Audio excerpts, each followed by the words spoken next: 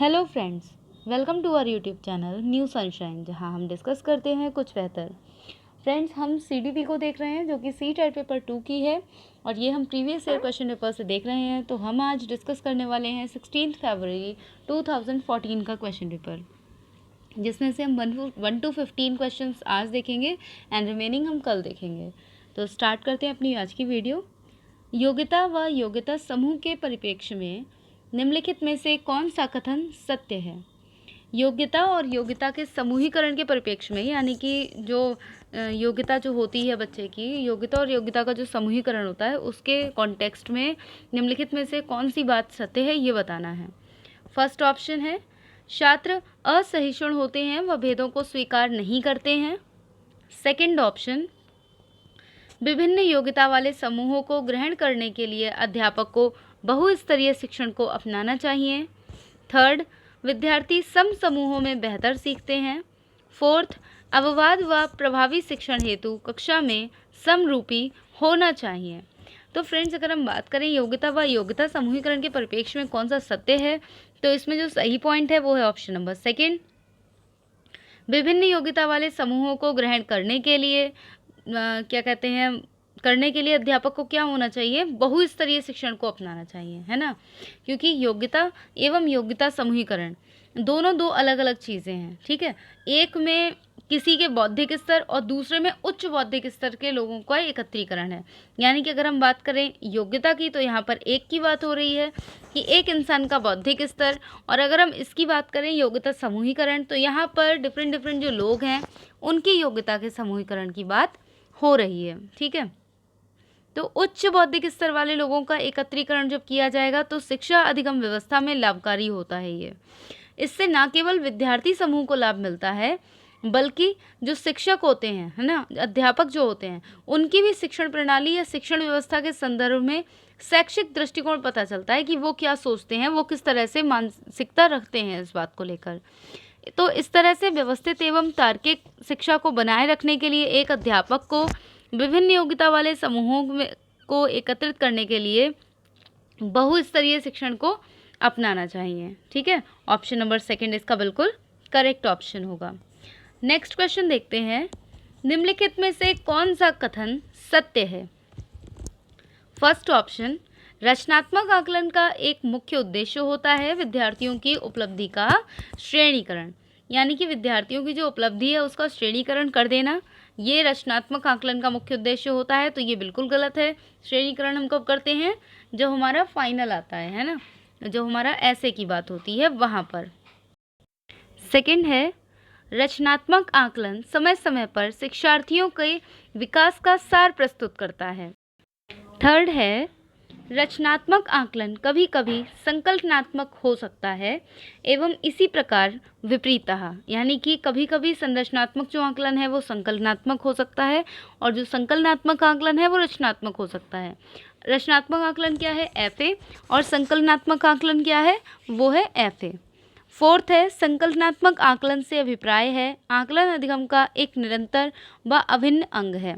तो ऐसा कुछ भी नहीं है। अगर हम बात करें तो इस क्वेश्चन के अकॉर्डिंग ऑप्शन नंबर जो हमारा थर्ड है वो करेक्ट होगा। छात्रों की उपलब्धियों का जो मूल्यांकन है वो रचनात्मक और संकलनात्मक दोनों रूपों में होता है ना।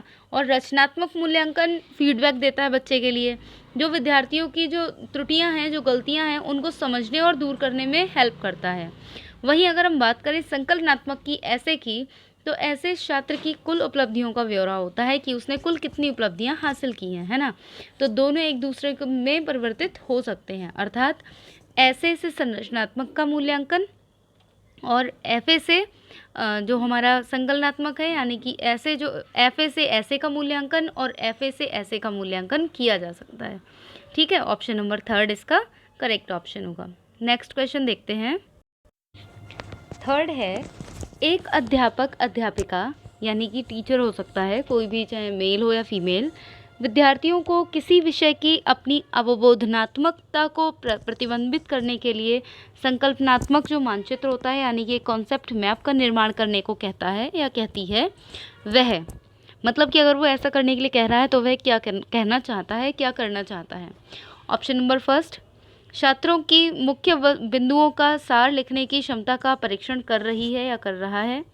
छात्रों की उपलब्धि के मूल्यांकन हेतु शीर्षकों के विकास का प्रयास कर रहा है या कर रही है। विद्यार्थियों की स्मृतियों के मंथर गति से जागृत कर रहा है या कर रही है। रचनात्मक आकलन कर रहा है या कर रही है। तो बिल्कुल सही बात है। एक अध्यापक अध्यापिका हैं तो विद्यार्थियों के किसी विषय की अवबोधनात्मक यानी कि उसकी जो अंडरस्टैंडिंग है उसको प्रतिबिंबित करते हुए यानी कि उसको निखारने के लिए, उसको जानने के लिए एक संकल्पनात्मक मानचित्र, एक कॉन्सेप्ट मैप का निर्माण करने के लिए कहती हैं। तो ये क्या करने के लिए कह रही हैं? ये रचनात्मक आकलन के करना चाह रहा है वो, ठीक है। जो टीचर है वो क्या करना चाह रहे हैं? रचनात्मक आकलन करना चाहते हैं, क्योंकि रचनात्मक आकलन के समय जो टीचर होते हैं उनके द्वारा बच्चों की मानसिक रचनाशीलता, उनकी सोचने की शैली, बौद्धिक विस्तार जो होता है, उनका जो परीक्षण होते हैं, ये सब चीज़ों को पता चलता है। साथ ही कक्षा के दौरान पढ़ाए गए पाठ्यक्रम, विषय वस्तु, इन सब के संदर्भ में उसकी क्या सोच है, क्या उसकी विषय वस्तु पकड़ में आ रही है या नहीं, आप उसे क्या समझाना चाह रहे हैं क्या नहीं, इन सब बातों का मूल्यांकन किया जा सकता है। तो ऑप्शन नंबर 4 का बिल्कुल करेक्ट ऑप्शन होगा। नेक्स्ट क्वेश्चन देखते हैं। निम्नलिखित में से कौन सा ब्लूम के पुनर्संशोधित वर्गीकरण में मूल्यांकन के क्षेत्र को प्रदर्शित करता है? तो इन ऑप्शंस में से कौन सा है जो ब्लूम के पुनर्संशोधित वर्गीकरण में मूल्यांकन के क्षेत्र को प्रदर्शित करता है, वो बताना है। फर्स्ट ऑप्शन, प्रदत्त आंकड़ों की प्रासंगिकता का मूल्यांकन, वस्तुओं के श्रेणीकरण हेतु एक नूतन पद्धति का निर्माण करना, आंकड़ों का प्रयोग करते हुए ग्राफ अथवा चार्ट का निर्माण करना, एक समाधान का तार्किक सुसंगतता का परीक्षण करना। तो अगर हम बात करें पुनर्संशोधित वर्गीकरण में मूल्यांकन के क्षेत्र की, तो पुनर्संशोधित जो मूल्यांकन है वो एक समाधान की तार्किक सुसंगतता का परीक्षण करता है, क्योंकि ब्लूम का जो वर्गीकरण है शिक्षा व्यवस्था के अंतर्गत शिक्षण उद्देश्यों हेतु जो प्रतिपादित किया गया है, ठीक है, और पहले प्रतिपादित किया गया था और अब क्या हुआ, इसका पुनर्संशोधन किया गया, ठीक है। तो इस वर्गीकरण के अंतर्गत बालकों की जो शिक्षा के लिए विविध शिक्षा विशारद होती हैं, ठीक है, विशारदों के द्वारा शिक्षण व्यवस्था को स्थापित करने के लिए योजनाओं का उल्लेख किया जाता है, ठीक है। तो ऑप्शन नंबर 4 करेक्ट ऑप्शन होगा। नेक्स्ट क्वेश्चन देखते हैं। वंचित शिक्षार्थियों के साथ व्यवहार करने के संदर्भ में अध्यापक अध्यापिका को निम्नलिखित मूल्यों में से किसमें विश्वास व्यक्त करना चाहिए? तो जो वंचित शिक्षार्थियों के साथ व्यवहार करने के संदर्भ में अध्यापक अध्यापिकाएं हैं, उनमें निम्नलिखित मूल्यों में से किसमें विश्वास व्यक्त करना है, किस ऑप्शन के थ्रू ये बताना है कि 4 ऑप्शन हैं, इनमें से कौन सा ऑप्शन सही होगा, इसके लिए ये बताना है। फर्स्ट ऑप्शन, विद्यार्थी से किसी प्रकार की मांग न होना। सेकंड ऑप्शन, विद्यार्थियों द्वारा स्वीकृति हेतु आघात्मकता व क्रोध का प्रयोग करना। थर्ड है छात्रों की सफलता हेतु व्यक्तिगत उत्तरदायित्व। फोर्थ है समुचित व्यवहार की उच्च अपेक्षाएं। तो according to this question option number 3 is the correct option, छात्रों की सफलता हेतु व्यक्तिगत उत्तरदायित्व। ऐसा क्यों है ये बताते हैं। समावेशी शिक्षा का मतलब क्या होता है? समावेशी शिक्षा का मतलब होता है समाज के सभी वर्गों के बच्चों को शिक्षा जो है वो दी जानी चाहिए, है ना, शिक्षा के समान अवसर दिए जाने चाहिए।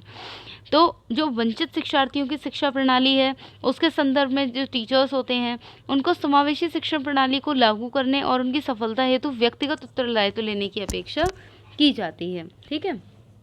नेक्स्ट ऑप्शन क्वेश्चन देखते हैं।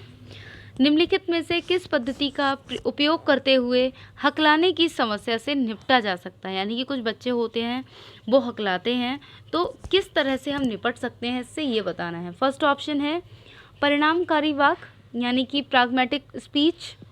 सेकंड है लंबित वाक्य यानी कि प्रोट्रैक्टेड स्पीच।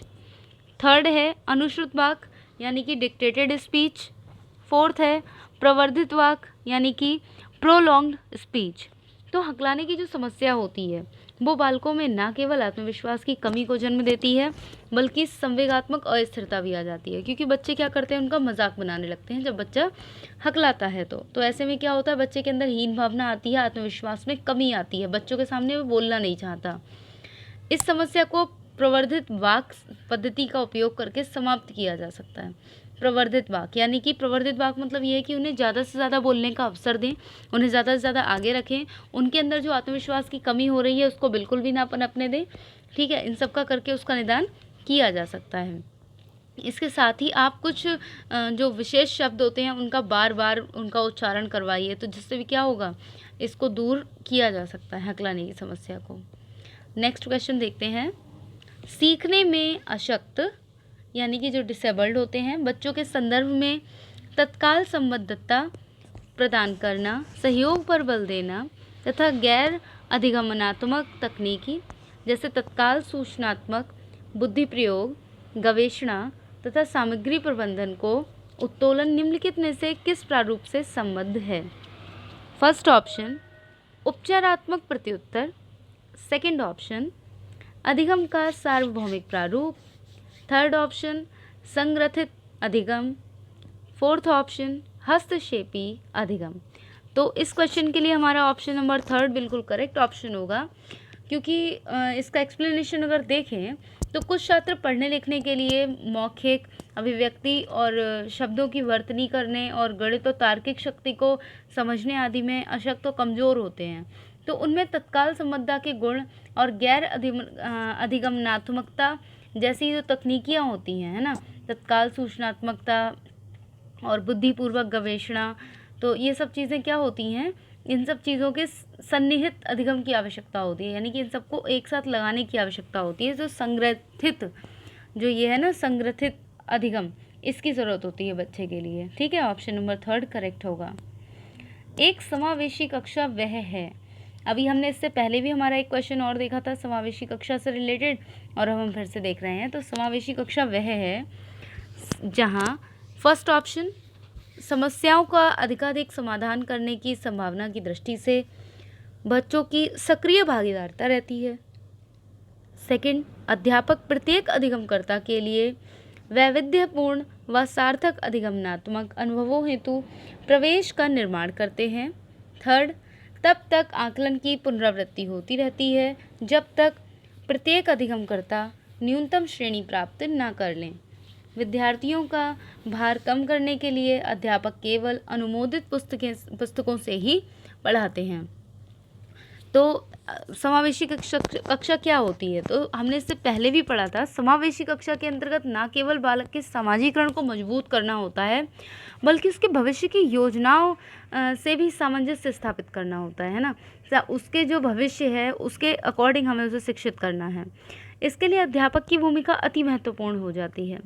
इस हेतु अध्यापक प्रत्येक अधिगमकर्ता के लिए वैविध्यपूर्ण व सार्थक परिवेश का निर्माण करते हैं, साथ ही समावेशी कक्षा के वास्तविक लक्ष्य को प्राप्त करने में भी सफल होते हैं।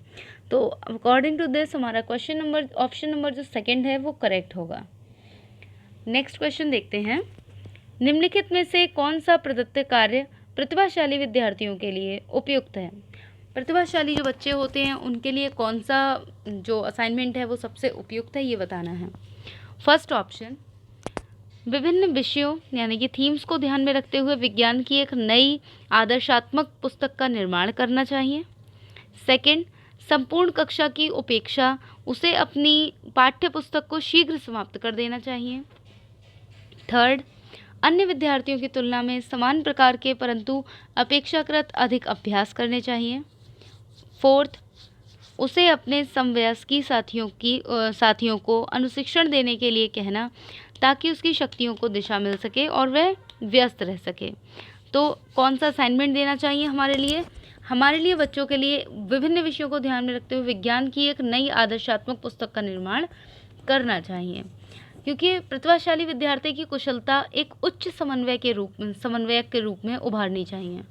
उसके समन्वय में प्रत्येक विद्यार्थी एक सकारात्मक वातावरण में रहकर अपनी प्रतिभा का इस्तेमाल करते हैं। चूँकि विज्ञान एक आदर्शात्मक पुस्तक निर्माण के लिए विभिन्न विषयों के मूल तत्वों एवं विज्ञान के मानदंडों को पूरा करने के लिए एक प्रतिभाशाली विद्यार्थी ही उचित एवं कुशल नेतृत्व का संपादन कर सकता है।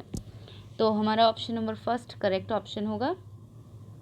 नेक्स्ट है, विद्यालय छोड़ने वाले विद्यार्थियों के नियंत्रण की दृष्टि से सरकारी संगठनों बस संस्था के स्तर पर विभिन्न उपाय किए गए हैं। निम्नलिखित में से कौन सा कारण संस्थानिक स्तर से जुड़ा है जिसके कारण बच्चे विद्यालय छोड़ देते हैं? तो फर्स्ट ऑप्शन है बच्चों से भलीभांति व्यवहार करने की आवश्यकता के प्रति अध्यापकों का संवेदनशील न होना। जो बच्चे अनिवार्य पाठ्यचर्या को स्वीकार नहीं कर पाते उनके लिए विकल्पात्मक पाठ्यचर्या का न होना। विद्यालय में श्यामपट्ट व शौचालय जैसी आधारभूत सेवाओं का अभाव होना। अध्यापकों को समुपयुक्त योग्यता वाला न होना तथा उन्हें कम आय देना। तो इस क्वेश्चन के लिए हमारा जो ऑप्शन नंबर सेकंड है वो बिल्कुल सही है, क्योंकि विद्यालय छोड़ने वाले जो विद्यार्थी होते हैं उनके नियंत्रण की दृष्टि से सरकारी संगठनों द्वारा जो संस्था स्तर है उस पर विभिन्न उपाय किए गए हैं। और कौन सा कारण है जो संस्थानिक स्तर से जुड़ा है, ये बात अगर इसकी बात करें तो विषय सूची की अनुकूलता न होना एवं कठिन शिक्षा प्रणाली की अनिवार्यता से स्कूली स्तर पर विद्यार्थियों को कक्षा छोड़ने पर मजबूर करती है। वस्तुतः तो एक अनिवार्य विकल्प का होना ज़रूरी है, क्योंकि एक विकल्पात्मक पाठ्यचर्या के होने से विद्यार्थी के मध्य कठिन विषय सूची के प्रति जो डर आ जाता है वो समाप्त हो जाता है। ठीक है, तो ऑप्शन नंबर जो इसका है वो सेकंड बिल्कुल करेक्ट ऑप्शन है। फ्रेंड्स, फ़ोन की बैटरी थोड़ी सी डिस्चार्ज हो रही है, इसलिए मुझे इसे अभी यहीं पर इस वीडियो को फिनिश करना होगा। अगली वीडियो में आपसे फिर बहुत जल्दी मुलाकात होगी। ठीक है, तब तक के लिए अपनी तैयारी करते रहिए। 10 क्वेश्चन हमने देख लिए हैं, रिमेन क्वेश्चन कल देखेंगे। Okay, thank you.